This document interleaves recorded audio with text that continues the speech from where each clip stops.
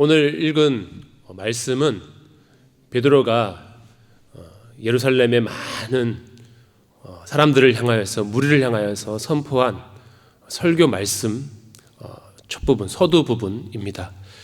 여러분들, 우리가 성경을 통해서 잘 알듯이 베드로는 3년 동안 예수님을 잘 따른 수제자였습니다. 하지만 그는 연약한 사람이어서 결정적일 때 예수님을 배반하고 3번이나 모른다고 부인을 하였습니다. 주님께서 부활하셨음에도 불구하고 그는 주님의 말씀을 끝까지 신뢰하며 자리를 지키기보다는 갈릴리로 돌아가서 낙담하고 있었던 아주 연약한 그런 사람이었습니다. 그런데 성령의 임재, 성령의 충만한 사건을, 성령 강림의 사건을 경험하고 난 다음에 그의 모습이 완전히 달라지게 된 것을 우리가 보게 됩니다. 오늘 14절 말씀에 보면 베드로가 어떻게 하고 있죠? 우리 앞에 있는 화면에 있는 글을 읽어볼까요? 베드로가 11사도와 함께 서서 소리를 높여 이르되 라고 기록하고 있습니다. 그는 지금 많은 사람들 앞에서 예수님을 부인할 때는 어린 여자아이가 한 말에 사람들이 주목할까 봐 두려워서 도망쳤는데, 이번에는 많은 사람들의 이목을 집중시키면서 아주 당당하게 외치고 있습니다. 무엇이 이 겁쟁이 베드로를 사자처럼 담대하게 만들었을까요? 무엇이 그를 3,000명이나 되는 사람들이 회개하고 주님께로 돌아오게 하는 그런 위대한 설교자로 변화시켰을까요? 그것은 오직 하나, 성령의 충만함 때문이었습니다. 성령의 충만함, 베드로를 통하여 선포된 그 말씀이 무엇인지 오늘 함께 살펴보려고 합니다. 우리에게도 이 성령의 임재가 필요합니다. 세상을 두려워하고 환경에 눌려있고 영적으로 침체되어 있던 우리가 베드로처럼 다시 일어설 수 있는 유일한 비결은 바로 성령의 강력한 기름 부으심, 충만입니다. 오늘 밤 우리가 함께 말씀을 따라 기도할 때에 두려움이 떠나가고 하늘의 담대함이 임하게 되기를 간절히 소망합니다. 베드로는 오순절 강림을 보고 이 사람들이 술에 취해 있다라고 조롱하는 그런 사람들을 향해서 이것은 취한 것이 아니라 구약의 요엘 선지자를 통해 약속하신 하나님의 말씀이 성취된 것이다 라고 선포하고 있습니다. 여러분들 15절에 보면 제3시라고 되어 있습니다. 이 제3시는 이제 유대식, 히브리식 시간이고, 이 제3시는 오늘날 우리 한국 시간으로 하면 오전 9시요. 누가 오전 9시부터 술에 취해 수 있겠느냐라고 반문하면서 지금 성령의 충만함을 입어서 방언을 말하고 있는 이 역사가 술 취해서 주장하고 있는 것이 아니라 이미 구약시대의 예언자, 선지자였던 요엘의 입술을 통하여서 예견되어 있는 성령의 역사라고 강력하게 선포하고 있습니다. 이 말씀을 통해서 성령이 부어질 때 어떤 역사가 일어나는지 말씀을 통해 함께 은혜를 나누고자 합니다. 첫 번째는 성령이 임하게 되면 모든 영적 한계와 장벽이 무너지게 됩니다. 우리 본문 17절과 18절 말씀을 함께 읽겠습니다. 하나님이 말씀하시기를 말세에 내가 내 영을 모든 육체에 부어주리니 너희의 자녀들은 예언할 것이요 너희의 젊은이들은 환상을 보고 너희의 늙은이들은 꿈을 꾸리라. 그때 내가 내 영을 내 남종과 여종들에게 부어주리니 그들이 예언할 것이요. 아멘. 요엘 선지자가 이미 선포된 구약의 그 말씀을 그대로 인용해서 베드로 사도가 선포합니다. 구약 시대에는 성령의 임재가 아주 특별한 사람 혹은 특별한 경우에만 임했습니다. 왕, 선지자, 제사장에게만 제한적으로 임했습니다. 여러분들 성경에 보면 기름을 부어서 직책을 세우는 사람이 이 세 부류의 사람이었어요. 왕을 세울 때도 기름을 부어서 세우고 선지자, 제사장도 이렇게 기름을 부어서 세웠어요. 이런 기름 부음을 받은 이런 부류의 특별한 사람들에게만 성령의 역사가 임하게 되었습니다. 그리고 하나님께서 어떤 특별한 사건을 이루어 가시기 위해서 예외적으로 성령의 일하심을 경험하게 된 경우도 있었습니다. 하지만 예수 그리스도의 십자가 부활 이후 오순절에 임하신 성령님은 모든 육체에게 부어진다라고 말씀합니다. 본문에는 놀라운 대조가 등장하고 있습니다. 어떤 사람들에게 성령의 기름 부으심이 임하게 되냐면 자녀들과 늙은이들에게 임하게 된다라고 되어 있는데, 이거 대조하고 있는 거예요. 이 자녀들, 젊은 세대와 나이든 기성세대 간의 이 단절과 갈라져 있는 이 장벽이 넘어서서 장년과 차세대 자녀들에게도 동일하게 부어지게 될 것이고, 또 젊은이들과 늙은이라고 해서 경험과 열정의 조화가 성령이 임하게 되면 이루어지게 될 것이다. 그리고 남종과 여종, 신분과 성별의 장벽도 파괴될 것이다 라고 하는 그런 성령의 임재가 임하게 될 때 이렇게 서로를 적대시하거나 갈라져 있거나 갈등이 있는 그 세대들이 성령 안에서 하나가 될 것이다 라고 말씀하고 있습니다. 여러분들, 우리 한국 사회의 가장 큰 문제 가운데 하나가 이렇게 소위 좀 말하는 갈라치기라고 하죠. 세대 간에, 지역별로, 어떤 또 정치적인 이견에 따라서 뭐 등등 남녀 간에 뭐 이런 너무나도 많이 갈라져서 서로를 미워하고 비방하고 있습니다. 이런 시대 가운데 성령이 임하게 된다라면 그 모든 분열과 갈등이 성령 안에서 하나가 될 수 있다라고 하는 것입니다.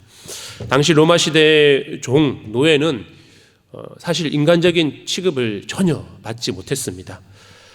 말하는 재산, 걸어다니는 도구에 불구했습니다. 법적인 권리도 인격도 없는 그 시대의 가장 낮은 자들이었습니다. 그러나 성령이 임하시면 세상적 낙인이 찍힌 그런 신분의 벽, 나이의 벽, 성별의 벽, 지식의 벽이 흔적도 없이 무너져 내리게 됩니다. 세상은 사람들은 외모로 또 배경으로 스펙으로 나누지만 성령 하나님께서는 오직 갈급한 심령 하나만 보시고 그 위에 하나님의 영을 부어주신다라고 하는 것입니다. 사랑하는 성도 여러분, 혹시 여러분 앞에 놓인 환경의 한계 때문에 낙심하고 계시지는 않습니까? 내가 나이가 많아서, 내가 가진 것이 별로 없어서, 내가 배운 것이 부족해서, 지금 내가 처해 있는 환경이 너무나도 힘들어서 부족해서 하나님의 일을 할 수 없다라고 생각하는 분들이 계시지는 않습니까? 그것은 성령의 능력을 제한하는 인간의 생각일 뿐입니다. 오늘 밤 우리가 간절히 주님을 찾을 때 그 모든 한계와 벽을 허시고 하나님께서 우리에게 임하게 됨으로 말미암아 우리로 하여금 능히 하나님의 일을 이루어 가실 줄로 믿습니다. 우리 모두의 영적인 환경적 성벽을 무너뜨리시고 우리를 주님의 도구로 세워가게 되기를 간절히 자꾸 부르짖는 귀한 밤이 되기를 바랍니다. 두 번째, 성령의 임재가 임하게 될 때에 하늘의 꿈과 환상이 다시 살아나게 됩니다. 우리가 아까 전에 읽었던 것처럼 17절에 보면 우리 세 부류의 사람들에게 임한 성령의 모습이 기록이 되어 있습니다.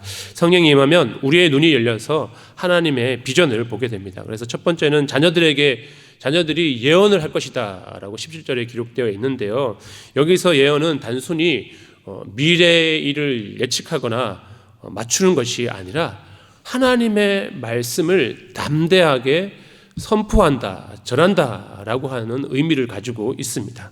우리 자녀들이, 우리 다음 세대, 우리 젊은 자녀들이 세상의 가치관에 휘둘리지 않고 성령에 임하게 될 때에 하나님의 말씀을 당당히 선포하는 세대가 될 것이다 라고 하는 것입니다. 여러분들, 우리 아이들 보면 너무나도 연약해 보이고 아무것도 할 수 없는 존재처럼 여겨지기도 합니다. 그런데 우리 아이들에게도 성령의 역사가 임하게 되면 담대히 하나님의 말씀을 전하게 된다라고 하는 것이죠. 예전에 제가 중등부를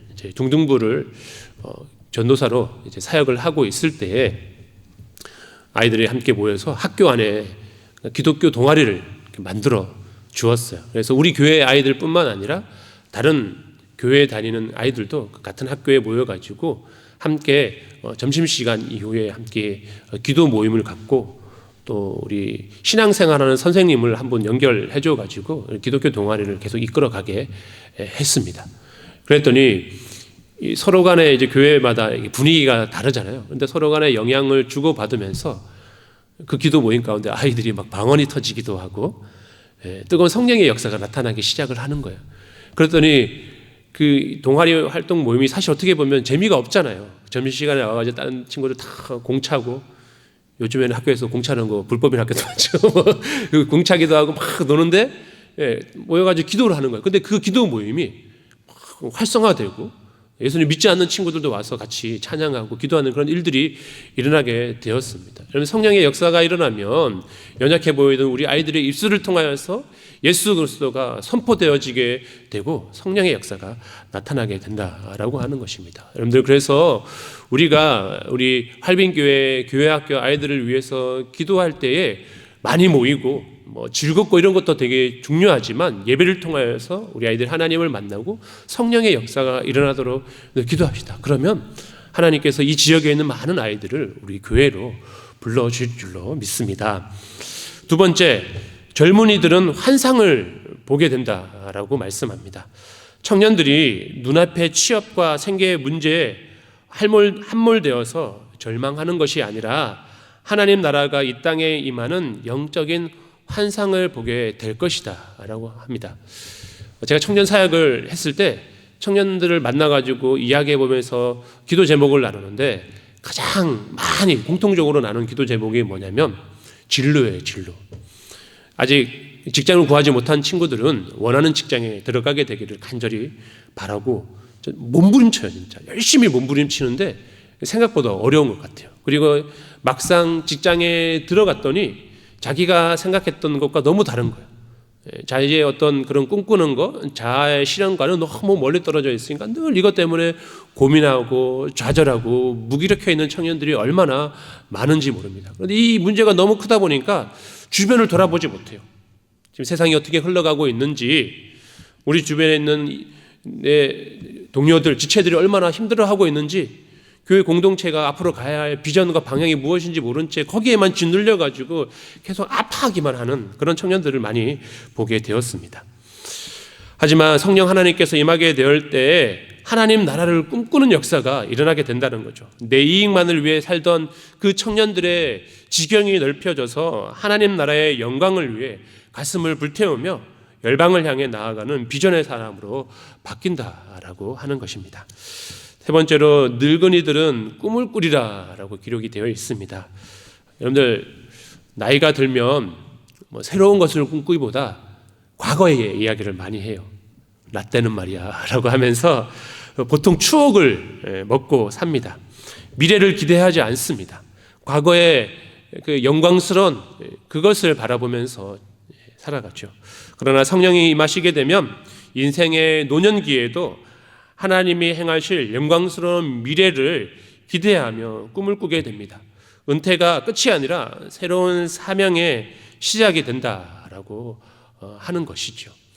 나이가 들어서 육신은 약해져 가고 여러 가지 환경적으로 어려워지면 옛날은 이랬는데 라는 아쉬움 가운데에 마음이 약해지고 또 절망스러운 마음이 들 수도 있습니다. 여러분들, 그것은 하나님이 주는 마음이 아니라 사단이 주는 마음이에요. 여러분, 우리는 말씀을 통하여서 성령 하나님을 의지하여서 나이가 들어도 우리가 하나님의 꿈을 꾸고 비전을 품을 수 있어야 한다라고 하는 것이죠.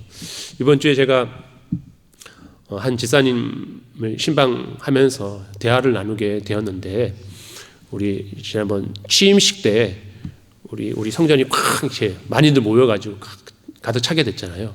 그러면서 이분이 뭐라고 말씀하냐면, 하나님께서 이 취임식 예배를 통해서 우리 앞으로의 할빈교회의 미래의 모습을 보여주시는 비전 같았다라고 고백을 하시는 거예요. 제가 그 말씀을 듣고 충격을 받았어요.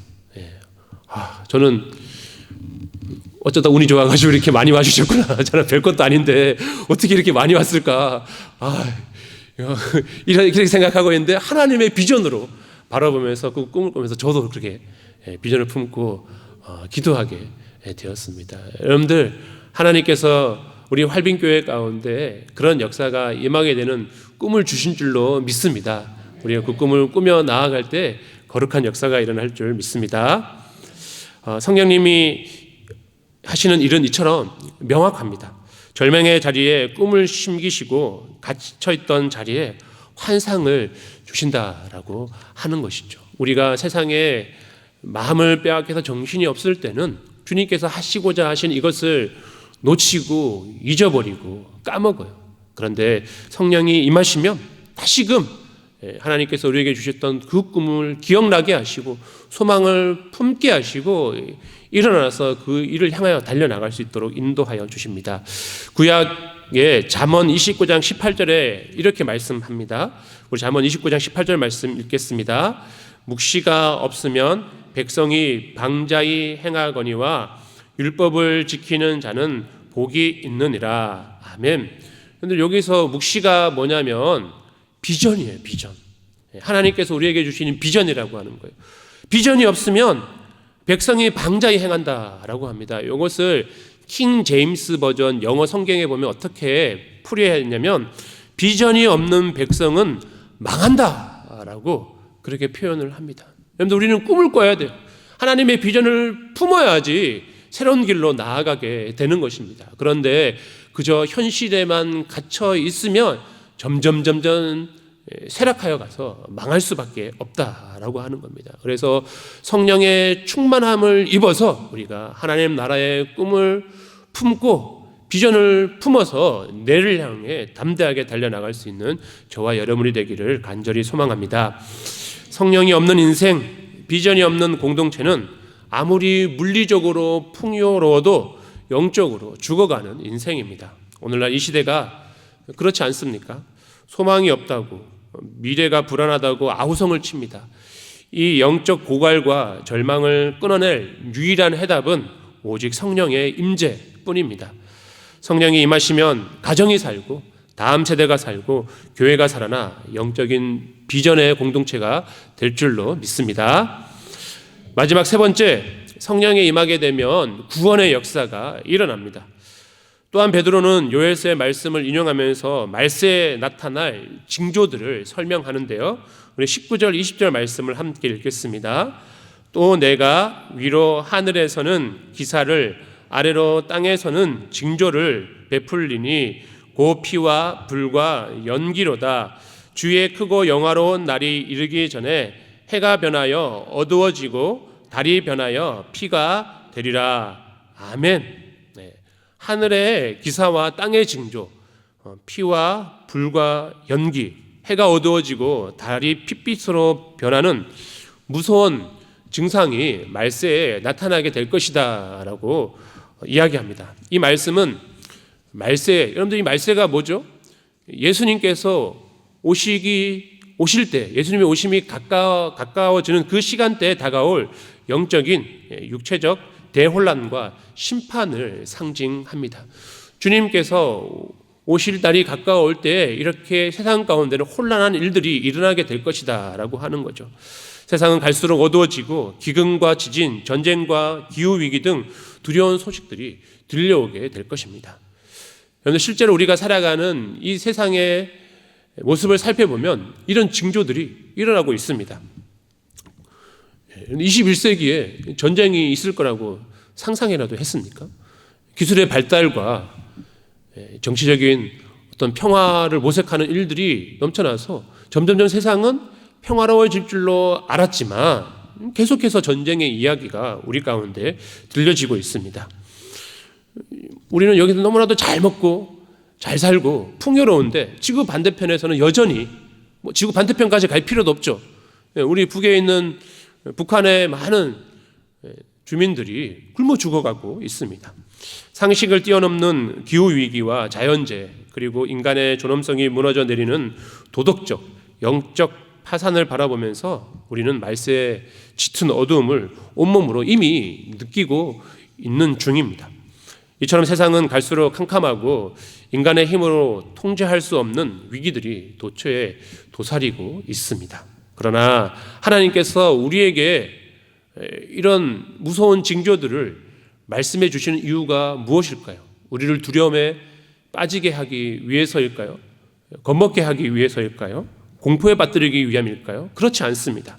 바로 21절에 이 구원의 약속을 주시기 위해서 주님께서 이 징조를 보여주시는 것입니다. 21절 말씀을 함께 읽겠습니다. 누구든지 주의 이름을 부르는 자는 구원을 받으리라 하였느니라. 아멘.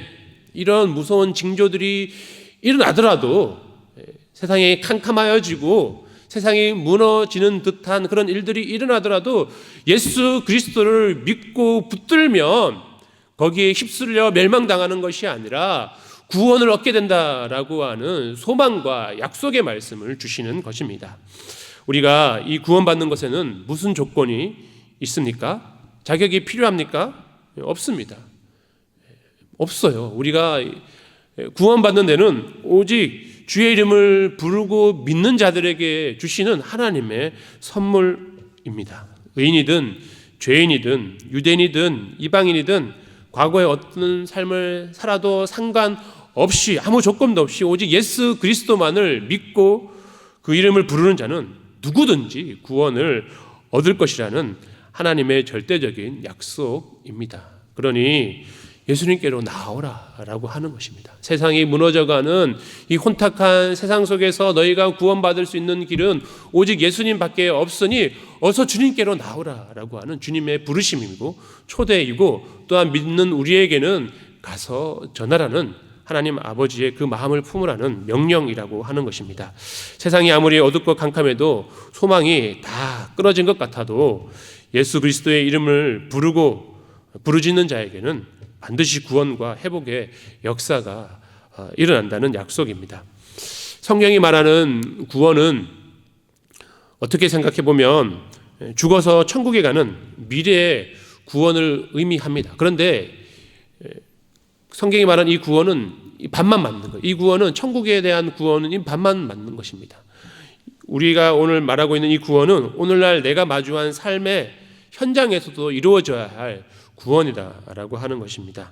절망적인 우리의 삶의 현장, 사형 선고와 같은 질병의 고통, 밤마다 잠을 이루지 못하게 만드는 재정적인 위기, 내 힘으로 도저히 풀 수 없는 꼬여버린 인간관계와 가정의 묶임 속에서 우리를 건지시고 치유하시며 회복해 하시는 하나님의 실제적이고 강력한 구원의 능력이 우리의 성령이 임하게 될 때 우리의 삶의 현장에서도 일어나게 될 것이다 라고 하는 것입니다. 이게 조금 잘못 생각하면 기복신앙처럼 보일 수도 있을 거예요. 예수님 믿으면 복 받는다, 복을 받고 잘 된다 라고 느껴질지도 모르겠지만, 그런데 주님께서 우리에게 주시기 원하시는 구원은 이런 복의 모습이에요. 예수 그리스도를 믿고 따라가는 자들에게 약속하신 복이 이루어지게 되는 그 구원도 주님께서 우리의 삶을 통하여서 경험하기를 원하신다라고 하는 것이죠. 우리가 그저 고통 가운데 힘들고 어렵게 질병 속에서 죽어가기만을 원치 않는다라고 하는 것이죠. 실제 예수님께서 이 땅 가운데 오셨을 때에 예수님을 만난 사람들은 삶의 문제가 해결되어지고 병을 고침을 받고 삶이 다시금 이렇게 세워지게 되는 놀라운 그런 복의 은혜를 경험하게 되었다라고 하는 거예요. 성령 하나님께서 우리에게 임하게 될 때 도저히 풀리지 않을 것 같은 그런 문제가 해결되어지고 우리를 짓누르고 있었던 질병도 하나님께서 고쳐주시고 깨어졌던 우리의 삶이 회복되어지는 그런 역사도 일어나게 될 것이다 라고 하는 것입니다. 오늘 이 밤에 우리가 믿음으로 그렇게 주님의 구원이 우리의 삶 가운데 임하게 되기를 간절히 부르짖을 때 우리가 구한 대로 응답하시는 거룩한 하나님의 역사가 임하게 되기를 축복합니다. 세상은 우리를 향해 이 밤에 기도한다고 무엇이 변하겠느냐 하며 비웃을지도 모릅니다. 마치 오순절 성령 충만한 제자들을 향해서 세술에 취했다, 술 취해서 주장하고 있다라고 조롱했던 사람들처럼 우리를 비아냥거릴지도 모르겠습니다. 하지만 여러분 기억하시기 바랍니다. 세상에 감당하지 못하는 역사는 언제나 기도하는 한 사람, 기도하는 믿음의 공동체를 통해 시작되었다라고 하는 것입니다. 여러분들 우리가 굴하지 않고 함께 모여 뜨겁게 그 기도하는 기도의 자리를 지켜 나아갈 때에 성령 하나님의 거룩한 역사, 오늘 성령을 통하여 임하게 될 우리 성경에 기록되어 있는 이 놀라운 그 은혜가 오늘 우리의 삶과 우리 활빈교회 가운데 임하게 되기를 간절히 바랍니다. 우리 함께 찬양하며 기도로 나아가겠습니다. 우리 성령이 오셨네. 우리 함께 찬양 드리겠습니다.